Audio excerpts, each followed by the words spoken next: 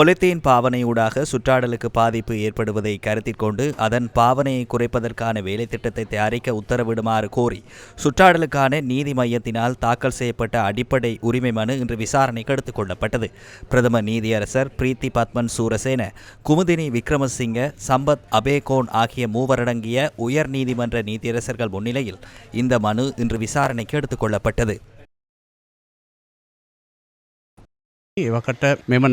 இந்த வழக்கின் பிரதிவாதியான அப்போதைய சுற்றாடல் அமைச்சர், நுகர்வோர் விவகார அதிகார சபை, மத்திய சுற்றாடல் அதிகார சபை, சுற்றாடல் அமைச்சின் செயலாளர் உள்ளிட்ட தரப்பினர் சட்டமா அதிபருடன் நீதிமன்றத்தில் இணக்கப்பாட்டிற்கு வந்தனர். தொடர்பில் நடவடிக்கை எடுத்து வர்த்தமானி மற்றும் சுற்று நிரூபத்தை வெளியிடுவோம் என கூறினார்கள். விடயங்களை முன்வைத்த பின்னர் டிசம்பர் மாதம் 1ஆம் தேதியளவில் ஷாப்பிங் பைகளை விலைக்கு கொள்வனவு செய்யவோ இலவசமாகவோ பெற முடியாத வகையில் தடை விதிக்கப்படும்.